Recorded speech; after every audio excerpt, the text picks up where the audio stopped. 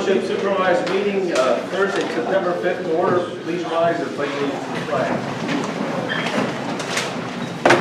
I pledge Allegiance to the flag of the United States of America and to the republic for which it stands, one nation, under God, indivisible, with liberty and justice for all.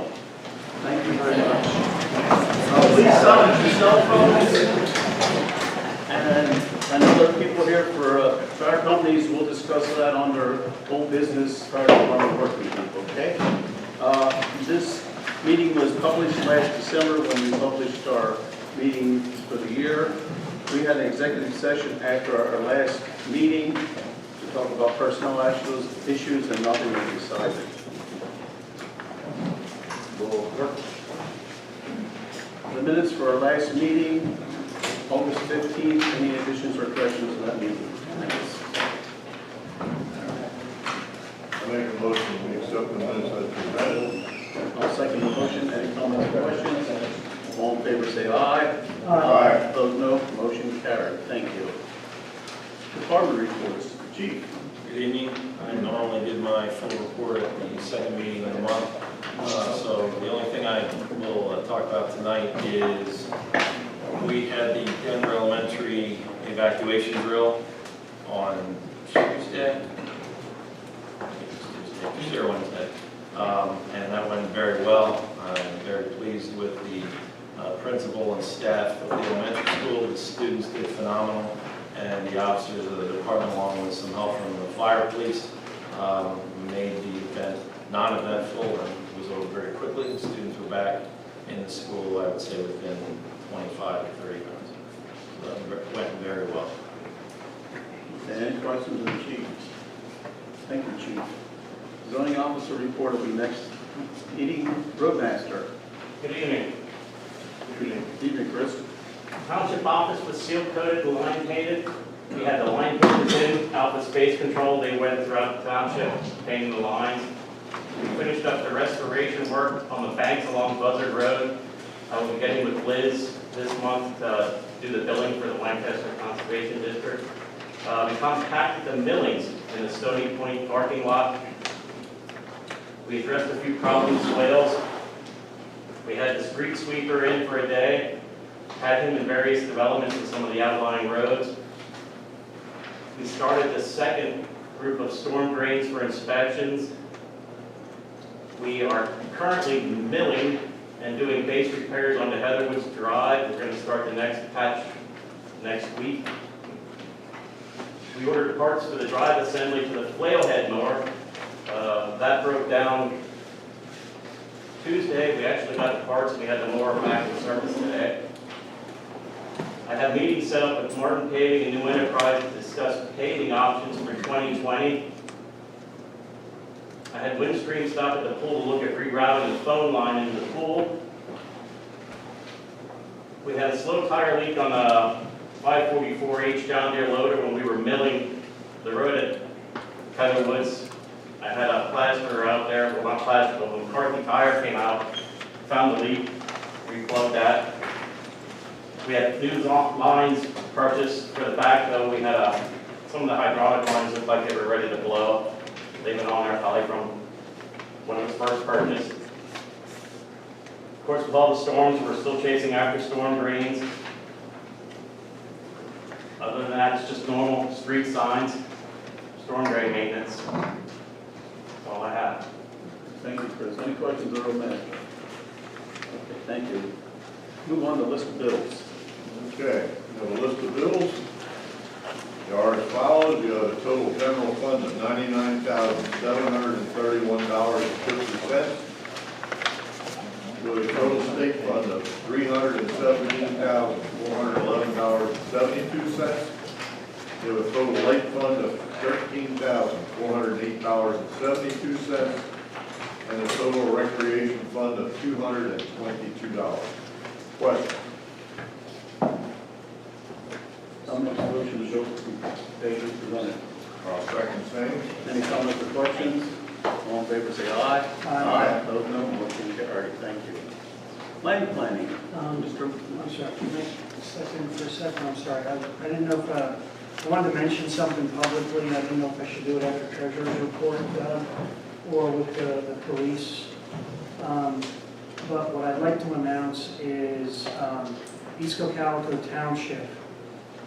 There are a number of people, there was a working group that spent literally thousands of hours working to complete the transition of the police department pension fund to a new, it was a new custodian and new consultants.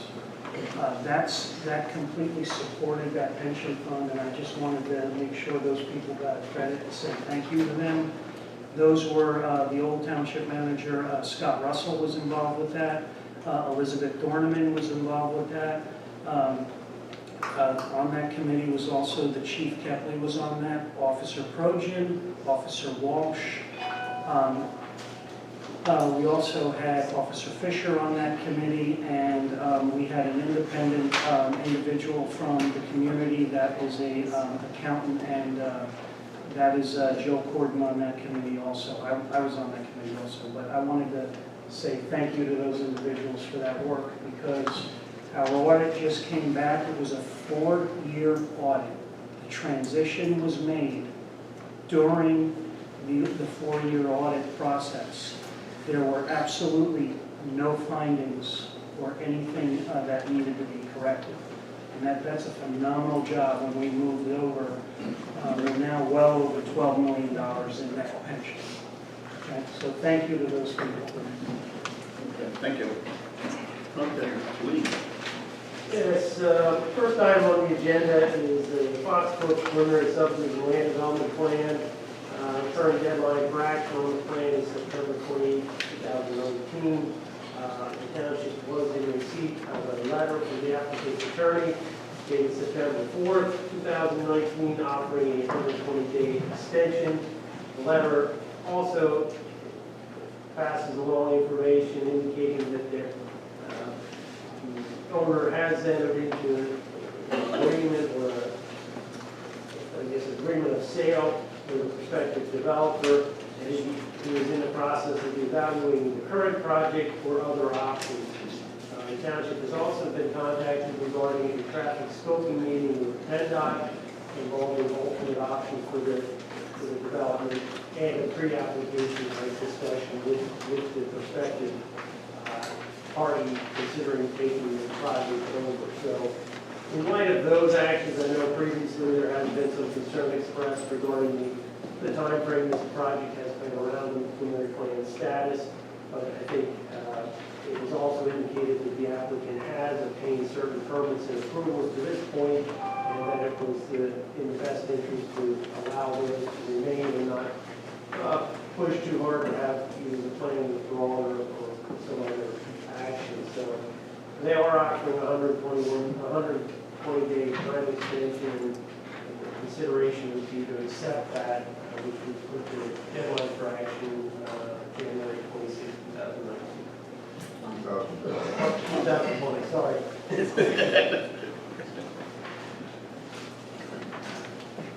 Okay, I'll make the motion to accept the written 120-day time extension offer as submitted by applicants consultant dated September 4th, 2019, will extend the deadline for the action of Foxbrook preliminary subdivision land development plan until January 26, 2020.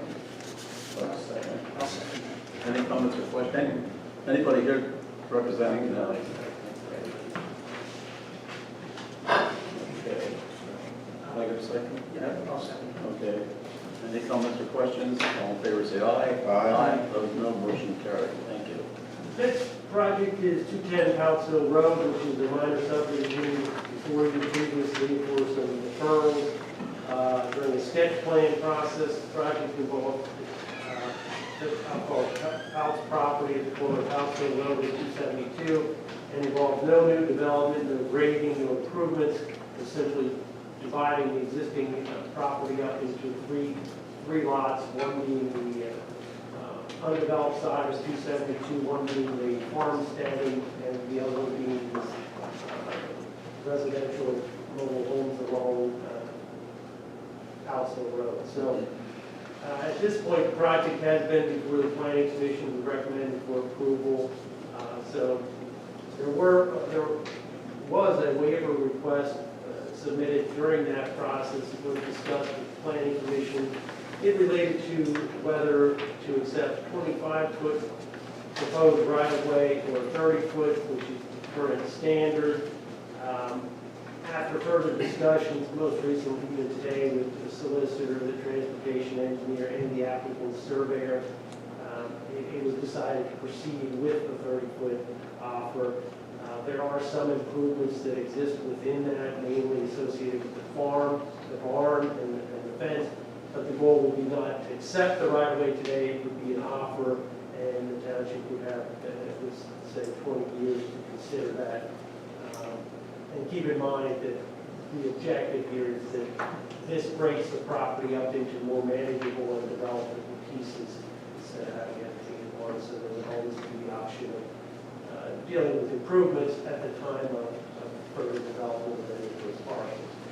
So if there's no further questions or concerns, the recommended motion would be to recommend conditional approval of the 210 House Hill Road subdivision plan, conditioned upon the applicant resolving all outstanding items as outlined in the Becker Engineering Review Letter dated August 23rd, 2019, to the satisfaction of the township engineer, township solicitor, and that would be including depicting the proposed operating right-of-way along House Hill Road, T745, 30-foot from center. Anybody here representing that? No? Look for a motion. I would make that motion. I'll second. Any comments or questions? All in favor say aye. Aye. Opposed, no. Motion carried. Thank you. The next one was related to the Church Street lots. It was a minor subdivision of a similar form as the 210 House Hill Road, dividing up the property associated with the medical facility, formerly known as the Triple Mustard, the grocery store in that area, and the apartments. After further consideration of what it would take to do what's necessary, create cross-access easements, resolve some separate utility issues and so forth, at this point, they have submitted a request to withdraw the plan. So the consideration tonight would just be to acknowledge that. So the motion would be to acknowledge the withdrawal of the final subdivision plan for Church Street lots based on correspondence from the applicant's consultant dated August 8, 2010. Anybody here representing that plan? Okay. I'll make that motion. I'll second that. Any comments or questions? All in favor say aye. Aye. Opposed, no. Motion carried. Thank you. The next one is 285 building expansion. Property owner would be actually Rhinegold Property LP, also known more commonly as a Sturdy Built property. So it's at the corner of Stone Hill Road and South Muddy Creek. They had previously submitted a request for deferral of road frontage improvements and waiver of land development for a moderate expansion to the existing building. And this would be the building that was formerly known as Martin Construction.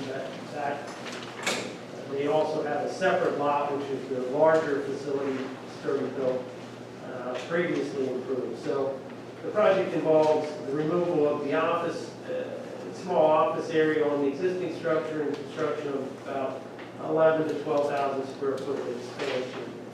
Since the board approved the deferral of frontage improvements and land development, the requirements are that they proceed with a stormwater management plan and have it recorded. So we've been in multiple reviews, and that plan has been refined based on some technical meetings and site visits. And so unless there's any further questions specific to the project, the motion would be to conditionally approve the plan and authorize signature of the various associated documents. Keep in mind, this is also the property where there was a vacation of right-of-way proposed, and that is scheduled for consideration at your October 3rd meeting. So while that's a related item, this stormwater plan is kind of on a separate but parallel path. So the recommended motion would be to conditionally approve the 985 building expansion stormwater site plan conditioned upon the applicant addressing all items outlined in the Becker Engineering LLC review letter dated August 26, 2019, to the satisfaction of township zoning officer, township engineer, and township solicitor. Anybody representing this plan here? I do not expect them to. Okay, I'll make that motion. I'll second. Any comments or questions? All in favor, say aye. Aye. Opposed, no. Motion carried. Thank you. Next would be a motion to authorize the board of supervisors to sign the improvement guarantee agreement for the 985 building expansion stormwater site plan was signed by the applicant, provided in a form acceptable to the township and township solicitor, along with the required financial security and amount acceptable to the township and township engineer, and in a form acceptable to the township solicitor. I will make that motion. I'll second that.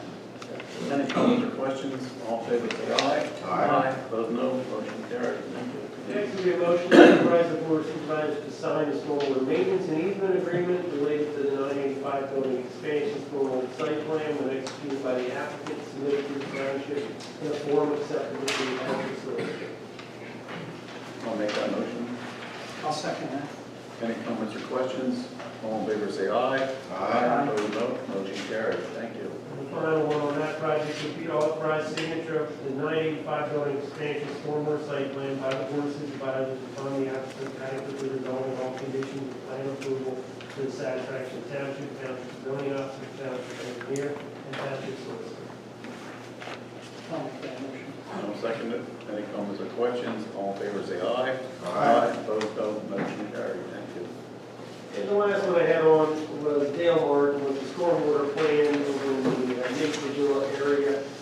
He had previously conditionally approved it. We've gone through the process of reviewing the financial security amount, and Tom has prepared the necessary stormwater agreements and so forth. So I prefer to have you acknowledge the required amount of financial security, so the motion would be to acknowledge the required amount of financial security to be established with the township for the Dale Martin stormwater management plan for the amount of $22,090.04 per the approved opinion of probable cost prepared by Team Ag dated August 16, 2019, revised September 5th, 2019. Anybody here representing that plan? I'll make that motion. I'll second. Any comments or questions? All in favor, say aye. Aye. Opposed, no. Motion carried. Thank you. So I had was the questions. Any questions of the plan? Thank you. Thanks, Frank. Thanks, Brian.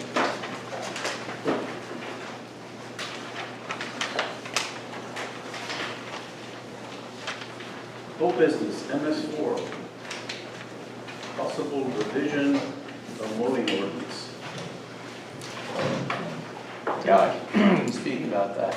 I can speak about that. The plan for that revision is that in areas where you have steep slopes, particularly along roadways, that it's probably not the best idea to keep them mowed to the same standards as you would lawn. Basically to cut down on the amount of runoff that you get from areas like that if they're left in short grass. If you let the plants grow up larger, the root systems get stronger and do a better job of holding the soil in. So the proposed revision would be to change the mowing requirements so that the current mowing ordinance doesn't apply to areas in excess of a 20% slope. And the 20% slope value comes out of the subdivision ordinance, and it's the areas that are considered steep slopes for land development purposes. So as I understand it, what you're saying, Ken, is anything less than 20 would be mowable. Correct. That number could be changed. It doesn't have to be 20, but that's Right now just it for is. reference Yeah. what it could be. As of right now, a slope greater than 20% has to be mowed, right? You're saying? Yes. And in addition to being good for stormwater, it's also kind of hard and somewhat hazardous to mow steep banks, especially right along the major roadway. Yeah. We'll take that on our advisement. Okay. Thank you. Thank you. Okay, moving on. Fire Department Working Group discussion. I have a question. Yeah. Does that pertain to community, like a development?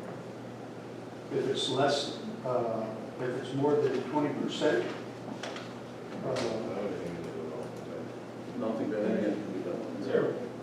Could Could be. Mhm. Could be. Yeah. Because- As of right now, yeah. I mean, I live in Brook, there's a swale there that, I mean, you can't hardly walk up it. And I was just wondering how you deal with something like that with this. They mow it. They try to. Yeah. See, that's why Ken brought that up. In stormwater swales, typically it's better to leave the grass growing longer. Mhm. Because the taller the grass grows, the more extensive the root system. And in addition with water flowing over it, grass will get pressed down against the ground on the downstream side, protecting the roots and soil down. And so you get a lot less erosion in a swale if you have 6 inches of grass instead of 2 or 3. So functionally, it's better not to The mow thinking them. today is different than it was 10 years ago because of MS4. And that's why we brought this up. Okay, thank you. Thank you. When will they come into effect? You have no idea. Not really, it'll be a discussion item that we'll be working on over the next months. Yeah. Thank you very much. Thank you. It'll take a while. Yeah, it needs, and Ken can speak better to this, but it needs to be coordinated with MS4, which is the rainwater, the water runoff. So we gotta make Right. sure we're in alignment there in terms of what the state's asking us to do. Mhm. Yeah. Is there anything in the ordinance about people mowing grass into the street? There's such concerns about motorcycles skidding off the road because they run over grass that people blow into the street. I don't know. We got to ask the zoning officer. And he's not here tonight. Okay. I believe that it is not allowed for people to put grass clippings in the street. Well, when they're mowing, people just mow it right into the street. Right, yeah, you're technically, you're not allowed to do that Thank you. in the existing ordinances. Okay.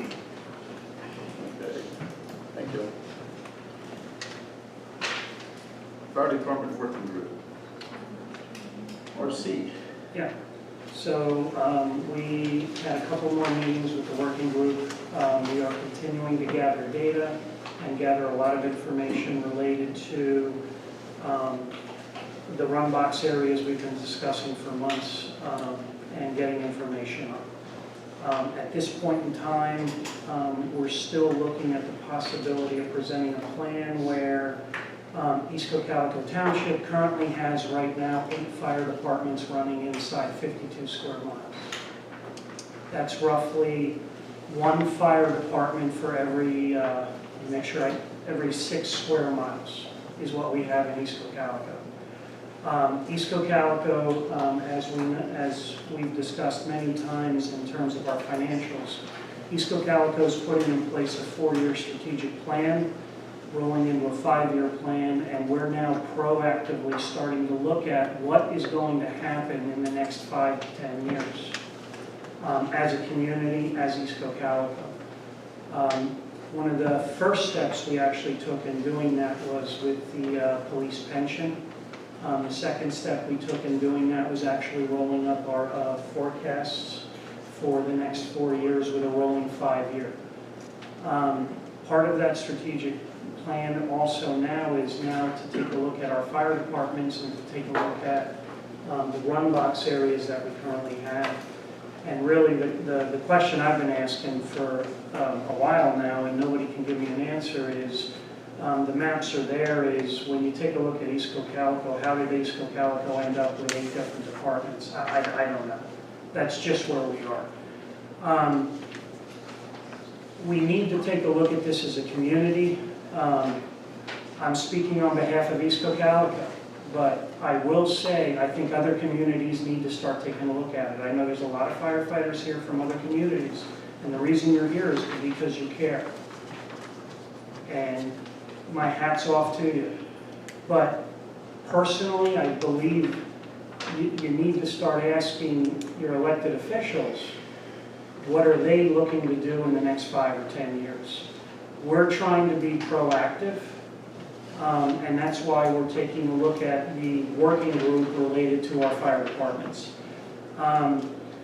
We're unfortunately living through a real challenge right now because we weren't proactive in the past in terms of the ambulance services. And the ambulance services evolved so quickly that the ambulance services hit the point where they are extremely financially challenged. And there's going to be a lot of questions in the next 2 to 4 years, in my opinion, in terms of what are the ambulance services going to do, how many of them are going to survive, how are they going to operate, because they're under tremendous pressure. So I think what we're trying to do is take a leadership role here and proactively start to take a look at what are we going to do in the next 5 or 10 years. There were, I don't have the file here with the statistics, but we're all living this, and we're all here because we care, or we know something has to happen.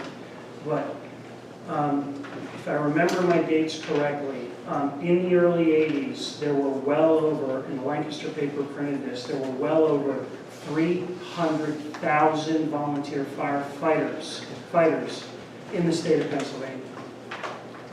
You have today, I think the number is 35 or 36,000. So that means for every 100 volunteer firefighters, you have one left. If that continues to happen going forward, we all need to start asking a lot of questions in terms of what happens in the next 5 or 10 years. I don't have the answers to that, but that's what we're trying to do in this working group, is try to at least start to determine how do we address this before it hits critical mass and becomes as difficult a problem as we are facing with our ambulances right now. So one of the plans we are looking at is we're looking at the possibility of the run box areas, and the firefighters can keep my vocabulary correct. The run box areas where the fire departments are running is, East Cocalico can only manage itself right now. We have to proactively look at our plans. So one of the first steps I believe we should be looking at is, of the 8 departments that are currently within East Cocalico, we have 3 of our own fire departments within those 8. Those 3 fire chiefs have acknowledged to us, they have committed to us, they have told us that they have the skill set, they have the people, they have the equipment, and they have the training to handle East Cocalico Township. That's why they're there. Okay? So what we're looking at is possibly changing these run box areas so that East Cocalico Township is first due within those run box areas. And then we have the support from our fellow departments outside.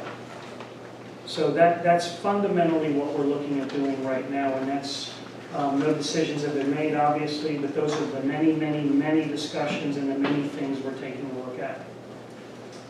So, again, I tend to think very, very strategically. I tend to think well into the future. And we're all living this. This problem is not going away. This problem, the lack of volunteers, the funding's drying up, there's a lot of challenges we're facing. And I think it's accelerating. I think it's going to accelerate very, very, very quickly over the next 5 or 10 years. I don't think we're going to have the option of waiting 50 years to just, quite frankly, keep kicking this can down the road. I don't think the state is going to be able to help with the departments in a timely manner. I think it's really up to the municipalities to take the lead and try to figure out what they're going to do. So, in looking at some of our research too, I thought we might have been the first. We are not. This is not, there are other municipalities out there that are looking at the same concept of running first due within their run box area. So there are a handful of them in Lancaster County that are currently doing it, and there's a bunch in Berks County that are currently doing it also. Frankly, we need to do that also because then the other municipalities need to think about it also. But again, I can only speak for East Cocalico. In my opinion right now is we need to take that as a first step. So then we now need, once we look at that, we need to start thinking down the road as East Cocalico, which is then how do we fund our departments within East Cocalico? Do they have the proper funding that they need in the next 5 years, in the next 10 years?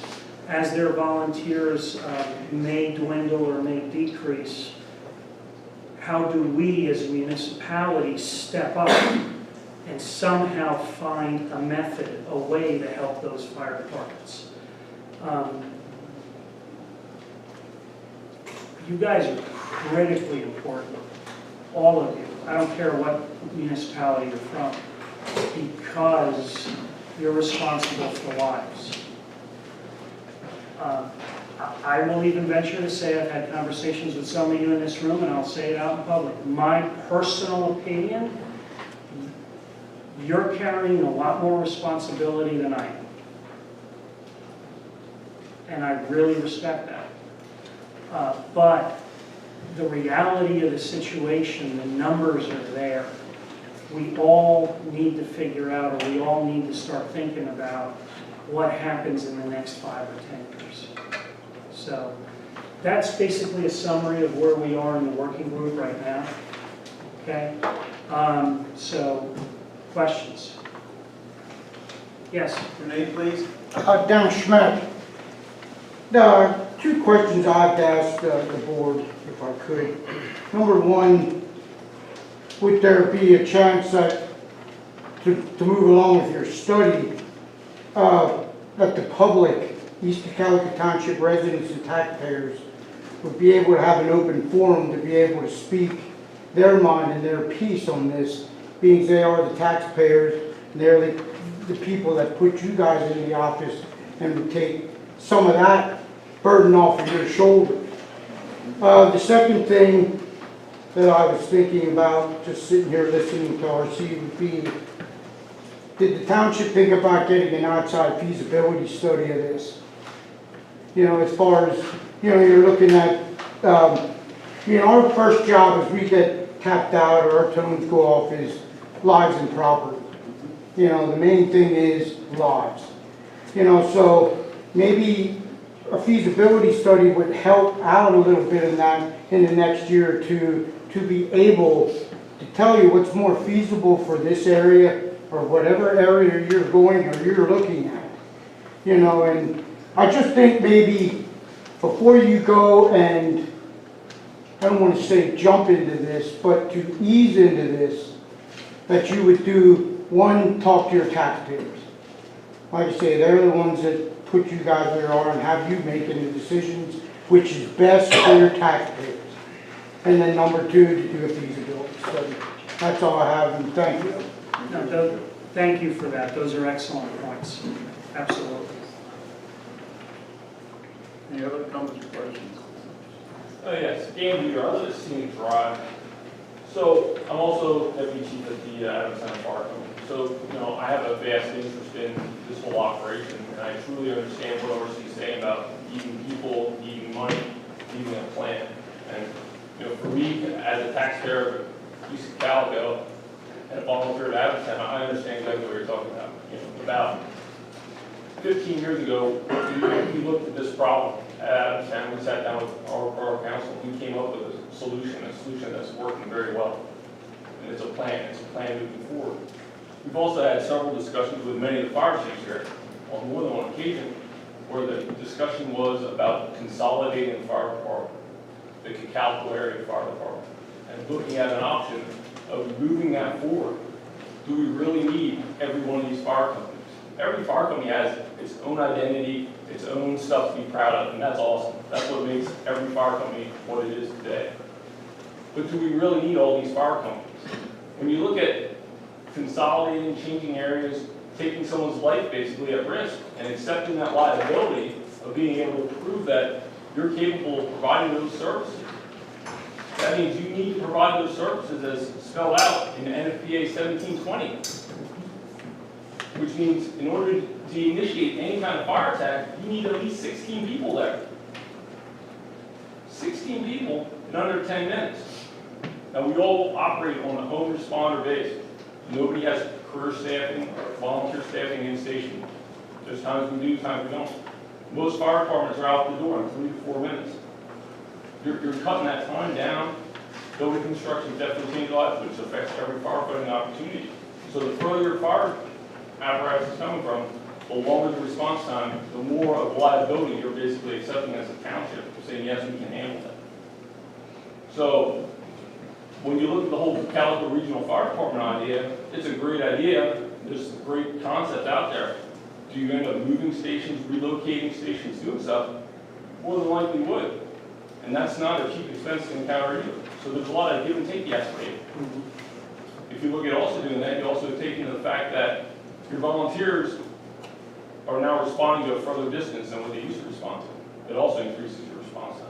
So there's a lot of factors more than just, I need people, and we do need people. And EMS is even a bigger problem with needing people because the time allocation is greater, I'd say, than fire department alone. And the response, the call volume is higher, basically, which puts a higher time in dedication to making the time available. So it's just a few key points to point out. I think it would be great. You have a township working group that you should look at all the fire departments that are in that township and consider bringing them all in to represent in your working group to get an input and to view all angles of what the township has and what the township is offering. I know fund drive is a fact, fund drive is an issue, fire tax is an issue. Once you institute a fire tax, do you guarantee a service? Can you guarantee that service? I mean, I'm pretty sure every fire department in here has good days and bad days. And we're no different than any other fire department. That's it, thank you. Thank you. Good points, thank you. Anyone else? Anybody else? I'll make a comment. I don't want to rush into something that will jeopardize the life of citizens in our township or any township. So we'll take this very slowly and laboriously. But something has to be done eventually. There was a tentative date of a month that these changes were going to take place, correct? There was a tentative date. Yes. Tentative, Is that yes. still in place, or? No. That was a target date. The target date. And when you're putting a plan together and you're discussing things, you always lay out targets. You always lay out where you'd like to be as you're moving forward. That was a target date, and that was overly aggressive, and there was no way we could do that. So that date is that's no longer valid. Yeah. Why was that even considered? Why? Because we're trying. You just said that you're looking at 5 years down the road. Why was the date so rapidly decided? The date was rapidly decided because we thought we could move as quickly as we thought we could execute, talk to departments, come up with an idea, and move that quickly, and we can't. In a couple of months with the lives that you have at stake, a couple of months. We're not risking any lives. There's 8 departments. There's 1 department for every 6 square miles. 1 department for every 6 square miles. There's 8 departments running in East Cocalico. I don't think we're risking any lives. We weren't going to, the idea wasn't that Adamstown's not running anymore in the township. It could be done as it was before. It's just that, Chad, what was the terminology you told me that you and Ringstown do with your... With our managed, Yeah. yeah, you're looking to have East Cocalico manage the call, not, change. The closest company is still planned to be there, whatever it is. It's just going to have East Cocalico company representing that management. That was the feeling, the thinking. But we're not going to rush into this because I don't want to jeopardize the lives of any citizen or any fireman either. So, yes, sir.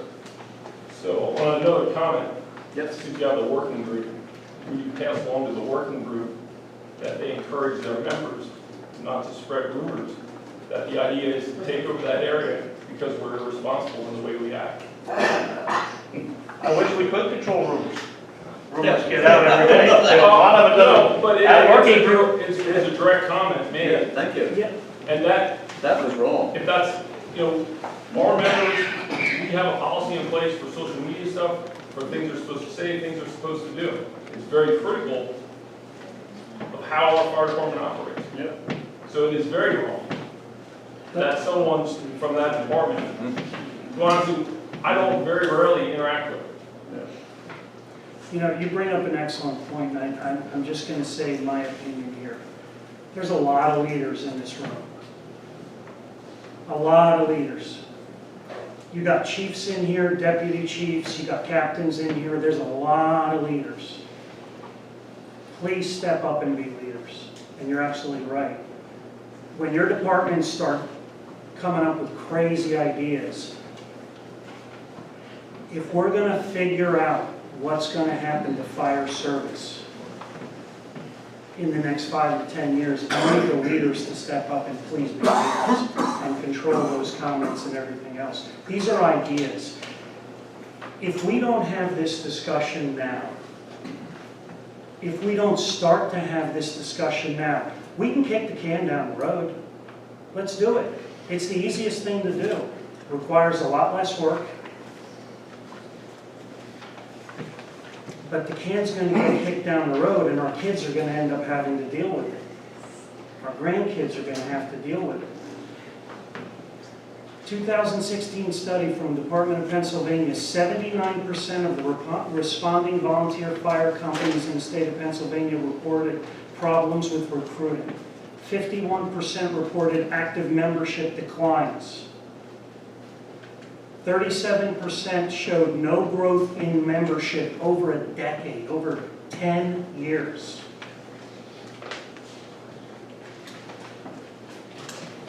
We all have a problem. We need to work together. That's the way I look at it. And we need to work as a community to figure it out. A few years ago, Act 172 was available, where you guys, as a township, could give tax rebates to people who volunteer. I sat on part of that group as we discussed that. Yeah, so. And the decision was made not to do anything with that. You talk about recruitment, there's a perfectly great opportunity when you look at it as a whole, and we discussed this with Addison Borough after the fact, when everyone signed it, said he was no interest in doing it. Addison Borough representatives came to us and asked if we'd be interested in doing it. Because for us, we already basically have all that data accumulated. It's not like it's a big deal to track, and that was a big discussion, that it is a big deal to track. It is a big deal to track. Not that big of a deal to track, honestly, because we track all that now. We currently track that. There's some paperwork that needs to go in place and that sort of thing. But when you look at that, you look at the Cocalico area, so let's do this for the Cocalico area, make it better.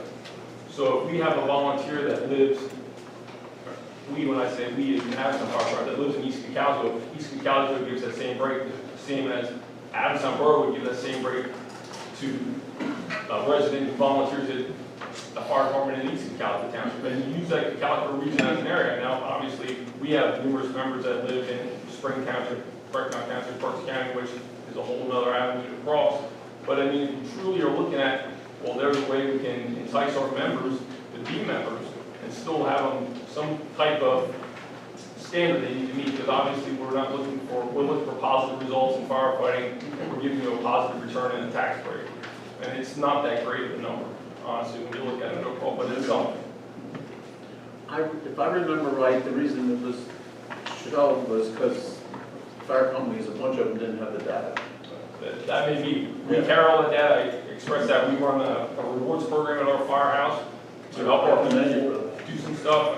I know that was brought up several times, so that's something that's already in place for us. And I remember those discussions also, and it was, it seemed, the presentation that was given to everybody was a lot of record keeping, and it got, as things go, what constitutes training, what's a meeting, what's this, there's a lot of what ifs. There's a lot of gray areas. Gray areas. The state left it hanging on the Yeah, local they municipality. did. I agree 100% on that. They did. I agree They left 100% us- on that. left all of us hanging. Yes, they left everyone. That was a big discussion prior to us regionally even talking about that. Right. That is a big discussion, about. And after that, it was like, holy cow, we're gonna go through all this, and they don't even know what the rules are gonna be. Why do we want to even do it?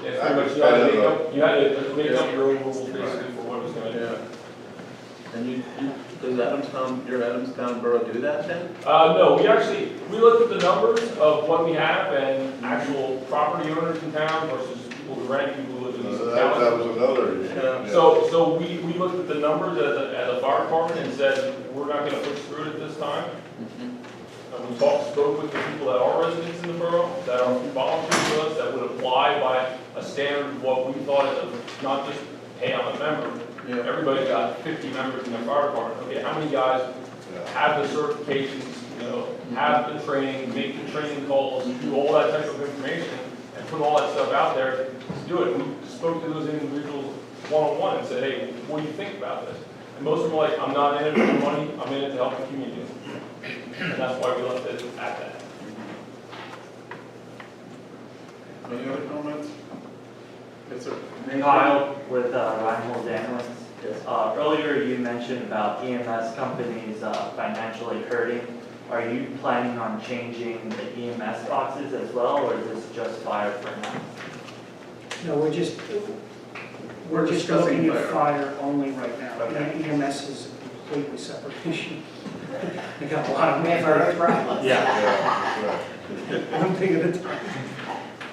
There's only two of us. Well, Two ambulances, team. Go ahead. Kent Wright, Fire Chief at Reinhold's. Back to the deadlines and the rumors. Now, 2 weeks ago, rumor has it, just met with Denver Fire Company and gave a deadline of tomorrow, September 6th. Last night, we met. We were invited Tuesday, we were invited to meet with you last night, with one of you and the fire chiefs. When we walked into that meeting, September 6th was still the deadline. Until Scott Hockey spoke up and said that you had a meeting on a different Friday and changed that. So it's not all rumor, it was when we came in the room also. Well, the date was the 5th, tonight. Yeah, tonight, and Today, changing the over plan, tomorrow. the initial Yes. plan was Yes. when we were, When you, I'll say this again, when you're laying out a plan and you're thinking about what you're going to do, and you're trying to put a timeline out there, Yes. you set those dates in there. And then as you're working things, and as you're deciding what you're doing, and as you're gathering data, those timelines change. So, And you those- didn't figure that out when we walked in on September 4th, that No, we it's figured no it out. longer gonna Oh, that happen was- September of course, 5th. we figured it out beforehand. that was done weeks before that. I'll straighten that rumor out for you. The first date that was targeted was 8 AM this morning, on a Thursday the 5th, because that's the date the county represented to change. That was changed and still stands at this point in time unless you guys change it to Thursday, October 3rd at 8 AM is the next target date. I think that's what we talked to you about yesterday, Sean. And you had asked that. Yes, yeah, said a month. Yeah, they got pushed 30 days at this point in time unless you guys change it. But now what are we saying, what are you saying tonight? That doesn't match a long-range It's plan. what, it's exactly what. 5 years and a month? 5 years or a month? No, it's what we communicated to you last night, that date is no longer valid and indefinitely until we gather more data. Okay, so it is indefinitely, not in a month. Correct, because East Cocalico still needs to decide, we need to decide what we're going to do over the next 5 years with our fire companies, with our 3 companies. We still have to decide that. That's what it comes down to. So last night, you thought you could do it in a month. I And decided- tonight, it could be indefinitely, a couple of years. How does the date keep changing? I'm not following your question. It's not that difficult of a question. East Co- How do you keep changing the date? How do you put a plan in place if you don't have target dates for what you want to execute on? How do you change a date from last night till today without having a meeting? How do you? Again, how do you, when the fire companies, when you guys set targets for new equipment that's coming in, when you're ordering new apparatus, do they give you target dates? Yes, they do. They give you target dates. They don't give you a guarantee, and those target dates move. They come in, they go out, don't they? It's a guaranteed completion date. So they never adjust their dates. Very seldom. Not the day after they told you a different date. They don't change it. You're not flying up there to pick up a piece of apparatus and all of a sudden it's not done. I think the easiest thing to say was we realized we made a mistake and we're willing to correct that, and we've acknowledged. I don't sit in on this meeting, so I'm just shooting from the hip here, listening to what's going on. But it appears to be that we acknowledge that we jumped too fast, too far. We jumped into the ocean with 2 feet instead of 1 foot. And yeah, we're gonna back down on that date, and it's gonna become indefinite until, as RC said, until we get further studies done and get our 3 fire departments reined in. I don't mean they're out of line, I don't mean that, but we gotta sit down and talk about this, because I've said it before, and most of you people have not attended our meetings on a very regular or infrequent basis. But I've said it before, and I mean no disrespect to this gentleman that's sitting to my left, none whatsoever. No, do I mean any disrespect to any of you. But if you think a police department is expensive, you ain't seen nothing, and I don't have to tell you guys. If you're gonna have a paid fire department, it's gonna make these guys look like a nursery rhyme. And you're talking tax money. And then you can laugh and snicker. I mean, I'm laughing and snickering too, but it's coming. It's coming. And we've tried every which way to get volunteers. And I don't have to tell you, I'm not a member of the fire company. I said, when that siren goes off, God bless you people. I'm glad I'm in a nice warm bed and you're going out there and putting your life on it, and I appreciate that. I'm glad we have people like that. But, you know, we've got to get this thing under control, because there's too much redundancy as far as I'm concerned. And I'll just let it go at that. That's the only thing that could be asked of you guys as a board would be, from here on out of common courtesy to every party that's involved, that we be given plenty enough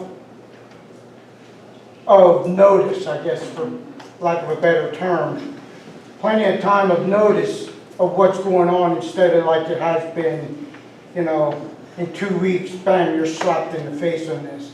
You know, and it's not fair to us, it's not fair to you guys, because now you sit here in a meeting like tonight, and you're taking some crap. And you shouldn't have to do that. If you would keep and give the communications plenty of time, you know, to us, where we could get back to you, it would be a whole lot better. I mean, what are we going to have to do in the future here, if things go to take place here, or do whatever you're going to do, you're going to have to keep the lines of communication open. If you don't have lines of communication open, you're going to run into problems. And that's, you know, and you 3 guys are going to take the brunt of it.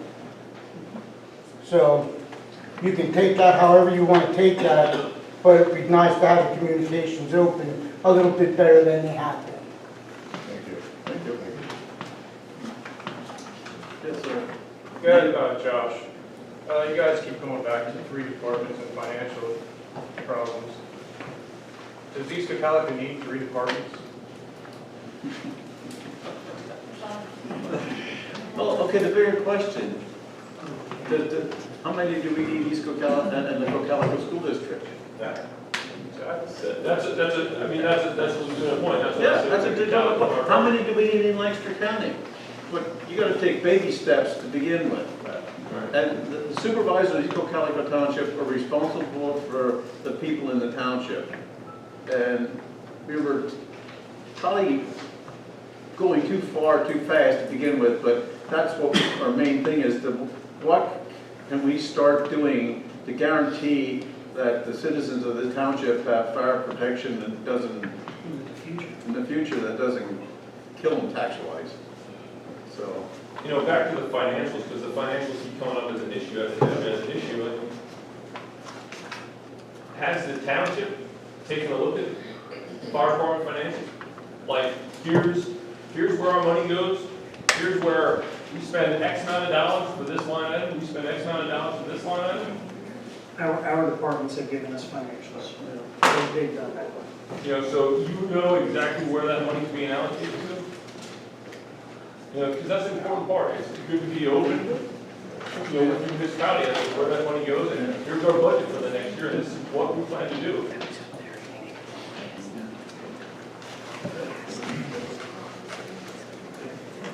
Thank you. New business. Oh, no, sorry.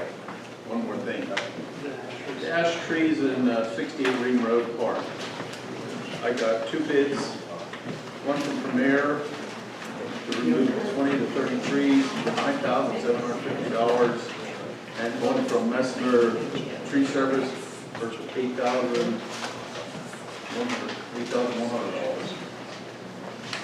What's the wish of the board? I make a motion we hire Messner to do that. You pointed everything out for him? Yep, You yeah. did those and He's over there. We have more than 20, 30 trees in there, but they need to be, the Lord told some pull down. Can I add to that motion, Doug? What I'd like to do though is put an NTE on there and not to exceed price on there. Okay. Okay. Okay. Motion is to give the bid to Messner Tree Service for $8,100, not to exceed that price. I'll second that. Any comments, questions? All in favor, say aye. Aye. Opposed, no. Motion carried. Thank you. New business. Petition received, watch children sign request discussion.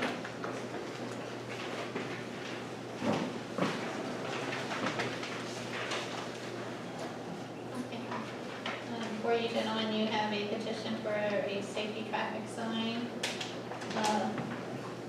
from the residents. They want a safety traffic sign put into a cul-de-sac. And quite frankly, it's not an enforceable sign, it's a warning sign. I enforce a sign in the cul-de-sac.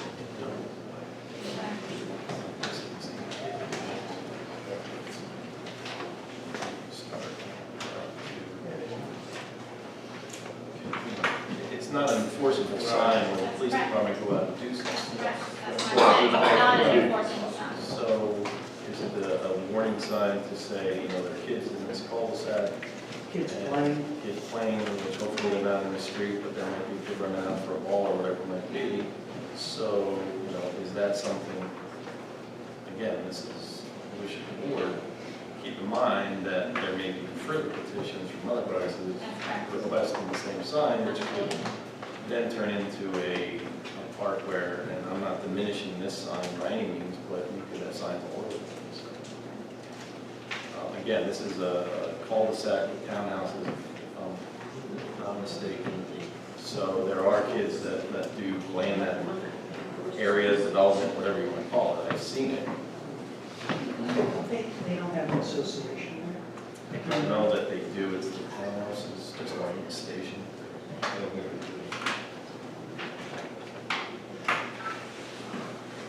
My own question would be, is that generally the people that drive the cul-de-sac are the residents of the cul-de-sac.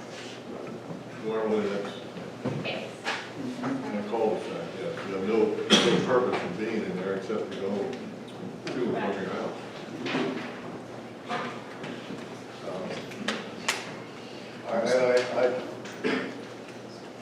My fear is that I side with what the chief says. If it's not enforceable, I just envision this sign being repeated in and out all over the township. We have enough signs all over the place. When you're driving a car, put your head in the swivel to see what's going on. And have another one, I just don't know that, if it isn't enforceable, I don't understand how it's going to be. Okay, what's the wish of the board? Anybody out here have a suggestion?